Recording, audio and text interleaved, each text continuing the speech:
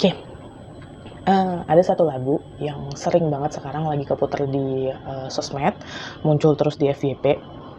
Lagu ini tuh relate banget, terutama buat orang yang udah ngalamin yang namanya, kehilangan, yang mana gitu ya, pas abis denger lagu ini tuh, aku pribadi kayak ngerasa hidup itu jadi punya, fase waktu ya cuman 2 gitu ya, sebelum sama sesudah. Ya mungkin kayak bahasa Inggris ada present tense, ada past tense, dan balik ke dalam konteks kehilangan gitu ya, ketika orang yang kita sayang udah nggak ada, ya udah itu cuman tentang masa sebelum mereka pergi dan setelah mereka pergi.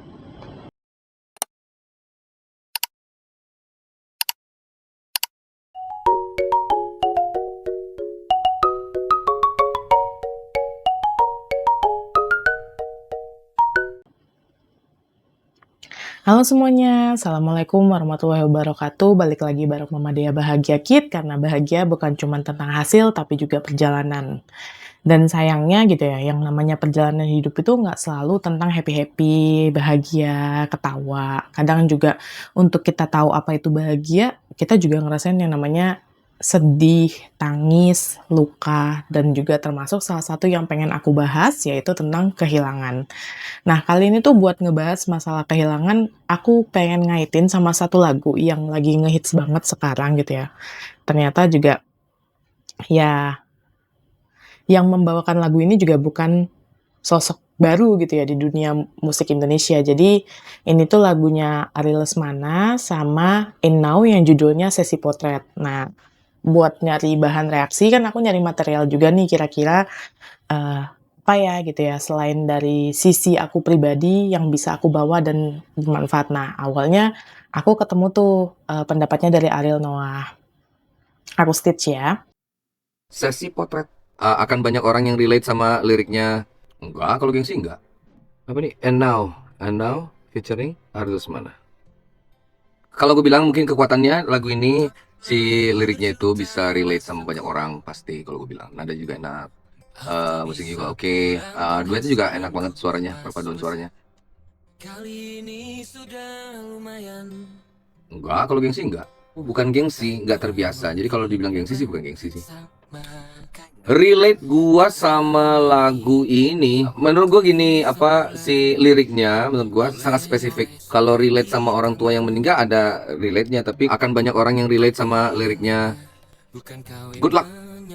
Nah, intinya kurang lebih gitu ya. Jadi Ariel tuh bilang kalau misalnya lagu ini tuh punya lirik yang spesifik. Jadi lirik itu masuk banget di setiap kondisi dan bisa dimaknain. Terutama ya buat orang-orang yang udah kehilangan dan sedikit cerita gitu ya. Aku udah nggak punya bapak, jadi aku anak yatim gitu ya. Nah, pas denger lagu ini tuh kayak apa ya, liriknya tuh nembus banget ke hati gitu, ada bagian part-part lirik tuh yang selalu terngiang dan kayak kerasa, iya banget, aku banget gitu ya. Jadi langsung aja kita coba dengerin lagunya sama-sama.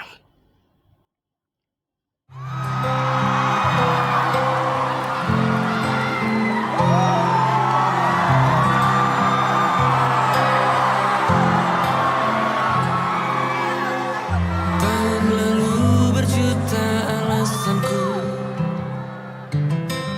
maaf tak bisa pulang penghasilanku pas-pasan. Kali ini sudah lumayan, berkat doamu dijabah sang maha kaya. Oke, part pertama dulu ya. Part pertama tuh, ini tuh ada 2 hal gitu ya yang aku bisa tafsirin dari bagian lirik ini. Yang pertama adalah salah satu realita nyata yang sering kali terjadi terutama buat orang yang jauh dari rumah, buat orang yang rantau gitu ya. Dan mungkin juga buat terutama warga negara Indonesia ya, aku juga nggak tahu ya kondisi negara lain kayak apa gitu ya, tapi kita punya biaya transportasi itu cukup tinggi gitu ya. Jadi, aku pribadi juga ngerasain gitu ya ketika, lebaran tahun ini banget gitu ya. Jadi, jatahnya ke keluarga suami nih gitu ya. Dengan punya anak gitu ya, anak udah di atas 3 tahun, tiket full. Berarti sekali perjalanan aja PP kita bisa habis 10 juta kurang lebih. Nah, angka nominal segitu yang kalau misalnya dikonversikan bisa jadi uang sekolah, bisa jadi uang ini itu segala macam, itu tuh kadang bikin kita bertahan di tanah rantau dan nggak pulang gitu ya, dan itu yang dialamin banyak orang gitu ya. Itu bagian pertama nih dari lirik tadi.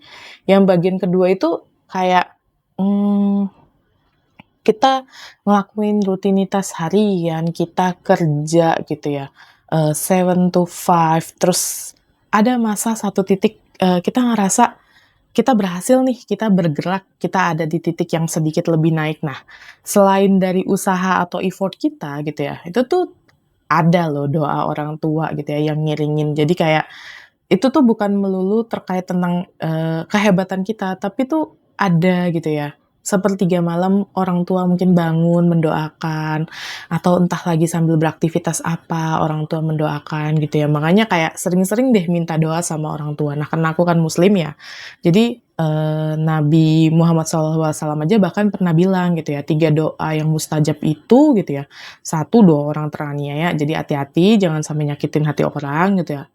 Ya pahala sih, buat dianya, bukan buat kitanya gitu ya. Terus yang kedua, doa orang yang musafir ngelakuin perjalanan, sama yang ketiga doa orang tua untuk anaknya. Oke, itu bagian pertama nih, kita lanjut ya ke bagian kedua yang buatku ini udah lumayan masuk ke part ngenes sih atau sedih. Aduh aku ketawa ketawa miris sebenarnya. Oke. Oleh-oleh sudah di tangan, tapi anehnya bukan kau yang menyambutku. Oh ternyata kau yang lebih dulu pulang. Oke, part kedua. Dari sekian pertimbangan tadi, aduh belum punya uang, aduh lagi ada kesibukan gitu ya. Sampai akhirnya kemudian gitu ya, tunda tunda tunda dan kita, oke siap buat pulang. Nah kita nggak pernah tahu ya manusia bisa berencana, Tuhan yang menentukan. Part ini tuh jadi mimpi buruk banget buat semua orang yang jauh dari rumah gitu ya. Nggak kebayang gimana hancurnya gitu ya, kita nggak pernah ketemu gitu ya, kita jarang ketemu, kita udah ngebayangin ketika kita menuju pulang, kita menuju rumah, kita bakal bersenda gurau, bakal peluk hangat, tapi ternyata takdirnya berkata lain gitu, justru nggak bisa ketemu selamanya gitu ya.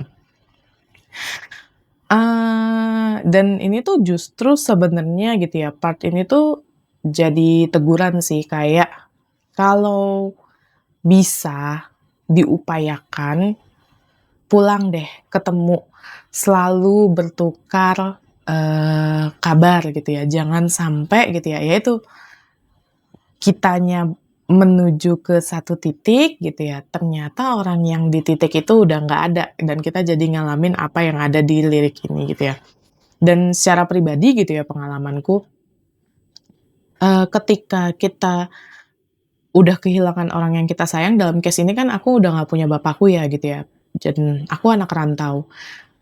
Ketika akhirnya sekarang udah nggak ada beliau, terus mau pulang kampung, itu tuh justru bingung gitu, kayak rumah itu udah kehilangan poros. Bukan aku nggak sayang ibuku, bukan gitu ya, cuman kayak udah rasanya udah nggak pernah sama lagi, jadi kayak kehilangan alasan aja pada kemudiannya. Nah, jangan sampai hal itu terjadi ke sahabat Mama Dea yang nonton video ini gitu ya.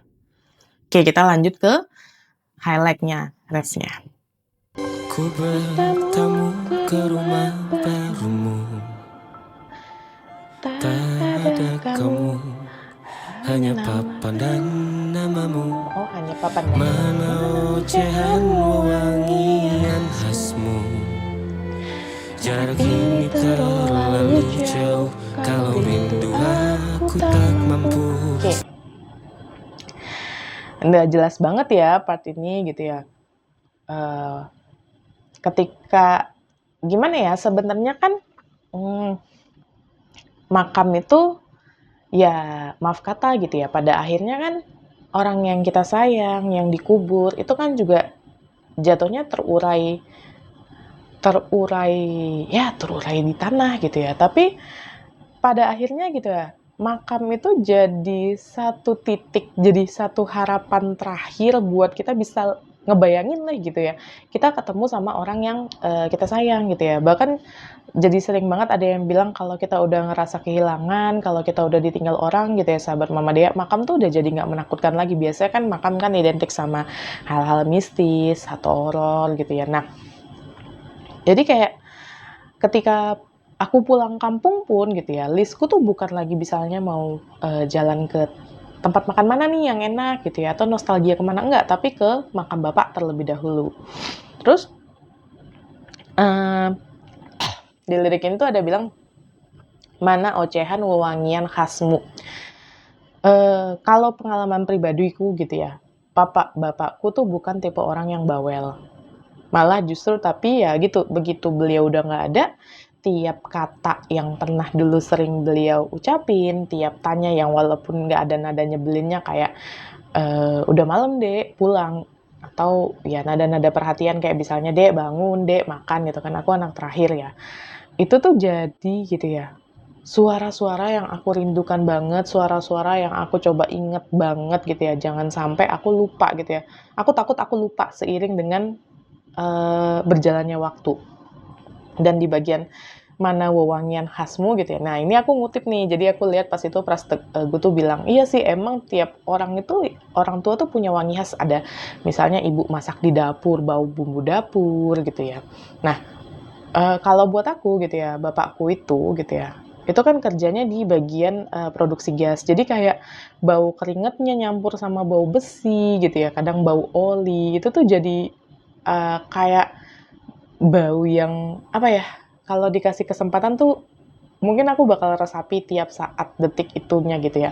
Dan satu lagi tuh bau bapakku yang paling khas tuh adalah, bau ketika mau sholat Jumat. Sebenarnya ini umum sih, kayak banyak cowok juga demikian. Nah, jadinya ya itulah ketika tiap Jumat tuh aku kayak selalu punya kenangan tersendiri kayak tiap nyium, apa sih nama parfumnya, Malaikat Subuh ya. Nah, itu tuh aku selalu keinget banget sama papaku. Terus jarak ini terlalu jauh, kalau rindu aku tak mampu. Ya udah ini udah liriknya udah belak-belakan banget gitu ya, karena kehilangan orang yang kita sayang gitu ya.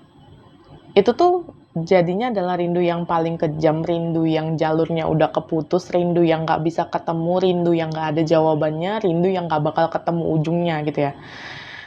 Dan, ya itu tadi aku kan sempat bilang juga ya, aku berusaha banget tetap terus mengingat suara papaku gitu ya, karena kejamnya rindu ini adalah seiring perjalanannya waktu, kita nggak ketemu gitu ya, eee, memori itu punya batas ingatan tersendiri dan terus kita bakal bingung sendiri, kita rindu sama apa ya, bagian part mana yang kita rinduin gitu ya. Mungkin itu sih penafsiranku ya dari bagian, part ini. Nah, terus ini adalah part lirik yang aku tuh kayak, "Ih, kok kepikiran mereka nyanyiin bagian ini?" Gitu ya. Doa ikhlas ternyata aku masih amati. Gengsi menyelimutiku, manusia ini kehilanganmu. Nah, soal ikhlas aku masih amatir. Jadi kalau dipikir-pikir gitu ya, bahkan ini agak sedikit ke agama ya, kayak, bahkan surat Al-Ikhlas aja itu nggak ada kata-kata ikhlasnya sama sekali gitu ya. Jadi kayak walaupun bilang, "Iya, ikhlasin aja. Iya, aku udah ikhlas," gitu ya, tapi sebenarnya gitu ya, aku sendiri kadang-kadang tuh masih di tahap mempertanyakan kayak kalau misalnya aku rindu atau kangen kayak, "Coba ya kalau misalnya Bapak masih ada," gitu ya. Ini tuh aku ikhlas nggak sih sebenarnya gitu ya?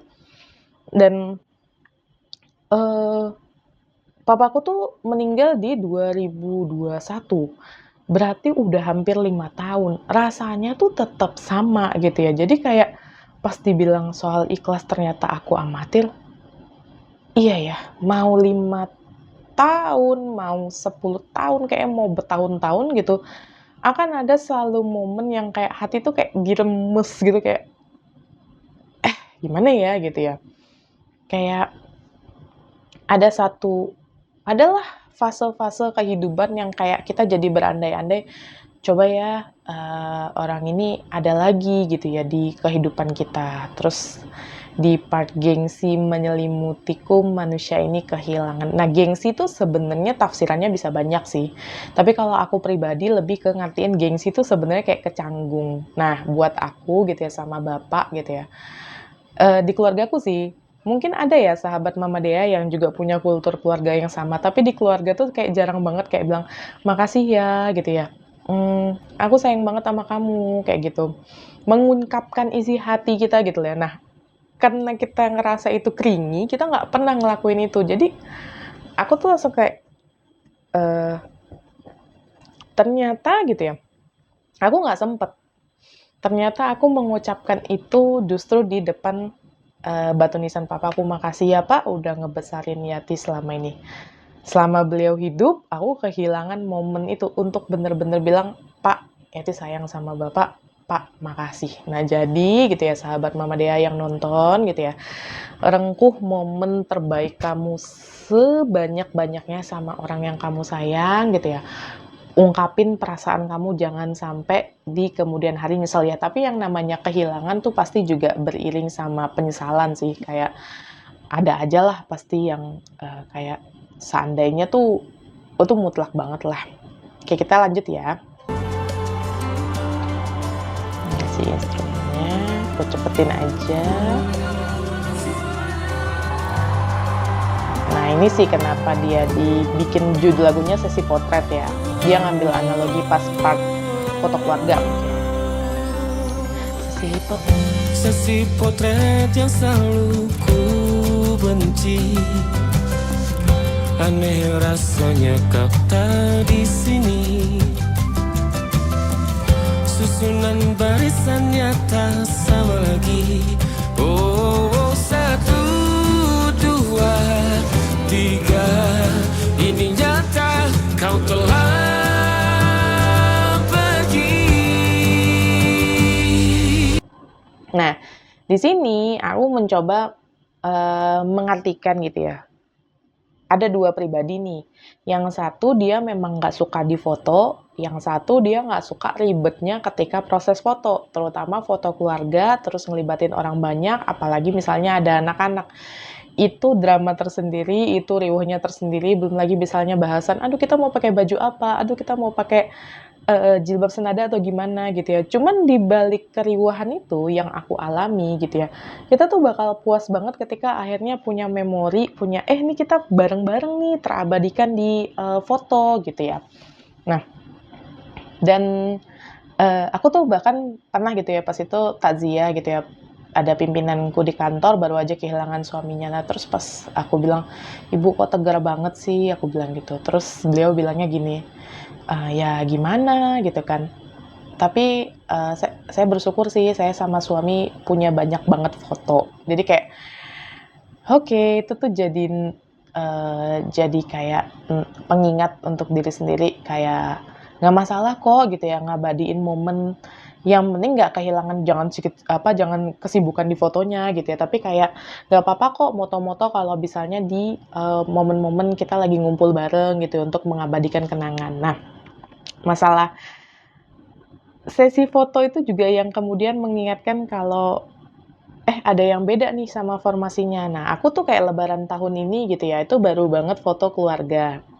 Jadi, sempet agak miris sih pas foto itu kayak, nah pesennya adalah ya sahabat Mama Dea, kalau misalnya memang pengen foto keluarga udah nggak usah ditunda-tunda. Aku tuh nunda. Jadi awalnya kayak aku bilang gini sama kakak aku, "Yuk kita fotonya nanti aja pas aku lulus S2," gitu kan. Jadi kita pakai toga nih semua. Nah terus kakakku lebih nunda lagi, janganlah kamu S2 masih sendiri, tunggu kamu punya pasangan aja." Teng. Tahun ini lebaran ngumpul, bisa foto bareng. Aku bahkan udah punya suami, udah punya anak gitu ya, tapi nggak ada bapak. Jadi pas kita ngatur posisi gitu ya, itu tuh kayak ngerasanya, duh janggal banget ngelihat mama sendirian di tengah. Sama juga akhirnya gitu ya, aku bahkan tidak mencetak secara besar gitu ya foto nikahanku gitu ya. Aku bahkan lebih memilih pada saat itu akhirnya aku ngontak ilustrator, aku minta tolong digambarin dan itu adalah foto yang kepajang di, rumah sampai sekarang. Nah, untuk foto lebaran ini pun juga sama. untungnya gitu ya ada kemajuan teknologi, jadi aku juga nyari jasa editor di TikTok. Nanti kalau misalnya memang sahabat Mama Dea ada yang butuh, boleh loh kontak-kontak gitu ya, atau bakal aku spill di deskripsi gitu ya. Jadi dia lumayan mirip lah gitu, akhirnya dia bikin foto, nah di situ aku kemudian pakai AI, aku bikin ilustrasinya yang agak mirip, jadi kayak temanya sama yang si ilustrator yang, nikah. Ini sedikit spill aja ya di luar dari reaksi kenapa akhirnya aku nggak pakai ilustrator lagi ya, namanya ilustrator tuh kan dia, handcraft ya, dia ngerjain sendiri gitu ya, dan itu biayanya cukup lebih tinggi ketimbang aku nggunain jasa editor. Nah, jadi balik lagi ke masalah kehilangan gitu ya. Banyak banget gitu ya orang yang hibur kita gitu ya pas kehilangan gitu ya. Eee, yang sabar ya gitu ya, yang kuat ya, insya Allah nanti waktu akan menyembuhkan luka. Nah, aku kalau dengar kata-kata waktu bakal menyembuhkan, waktu bakal menguatkan, sebenarnya gitu ya, menurut perspektifku gitu ya, bukan sembuh sih gitu ya, yang namanya luka itu bekasnya pasti ada. Tapi waktu tuh ngebuat kita, terus bergerak, akhirnya buat kita terbiasa, buat kita beradaptasi jalan sama rasa sakit itu gitu ya. Nah, aku tuh jadi inget gitu ya, mungkin ini bisa dipraktekkan juga oleh sahabat Mama Dea gitu ya, kalau misalnya gitu ya, ngalamin kedukaan gitu ya, terus atau mungkin mau mengucapkan kedukaan gitu ya, yang paling utama itu adalah, eee, terima dulu gitu ya, terima perasaannya gitu ya, nggak usah ngebandingin kayak, "Aku juga kayak gini dulu, kayak gini," segala macam. Nah, aku nge-spill nih ya jadi ada temenku yang nge-DM aku pas bapakku meninggal kurang lebih kata-katanya kayak gini ya. Jadi kayak dia bilang, "I'm really sorry to hear about your loss." Ya, masih umum kan kata-katanya. "Aku turut menyesal dengan kehilangan yang kamu alami." Nah, terus dia bilang, "It's cliche to say that I know how that it feel, but I can feel the heaviness in your heart." Nah, aku tuh kayak ngerasa diterima kayak ketika semua orang minta, "Kuat ya, yang sabar ya, beliau udah tenang di sana," segala macam. Nah, ada gitu ya kata duka yang bilang, "Aku paham kok berat rasanya." Nah, gitu. Terus habis itu temenku ini ngelanjutin, "I hope you are going to get better by time." Jadi kayak wish-nya dia, aku bisa membaik. Jadi dia bilang, "Take it slow, don't rush your heart." Nah, aku kayak, oh gitu ya, jadi lebih tenang gitu dan ini yang aku paling kesentuh banget. Jadi beliau bilang, temenku itu bilang, "Remember that your dad is the greatest man that make you who you are today and insya Allah for your future self." Dan beliau kayak ngasih jaminan ke aku, kayak, "Oke," gitu ya, "jasadnya boleh dikubur tanah, tapi nilai-nilainya, kenangan yang diajarin, itu tuh hidup di dalam diri kita, hidup di dalam aku," gitu ya. Nah, jadi,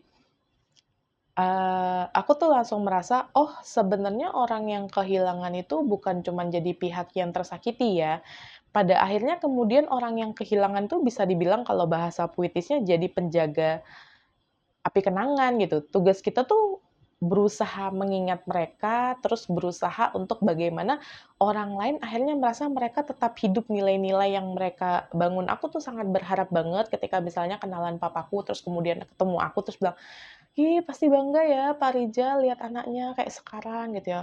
"Iya, kamu kayak bapakmu dulu," kayak gitu. Nah, itu tuh kayak itu adalah harapan terbesarku gitu ya setelah menjadi anak yatim gitu ya, setelah menjadi orang yang ditinggalkan, orang yang disayangi dan kayaknya gitu ya sahabat Mama Dea juga pasti ngerasain yang sama. Nah, sepanjang 5 tahun aku menyusun formulasi bagaimana menjalani kedukaan ini gitu ya, karena aku pernah ada juga di tahap fase aku malah lari gitu ya. Aku kerja, aku hangout sana sini segala macam ya. Ternyata yang namanya kehilangan itu gitu ya, itu tuh kayak tamu yang nggak diundang.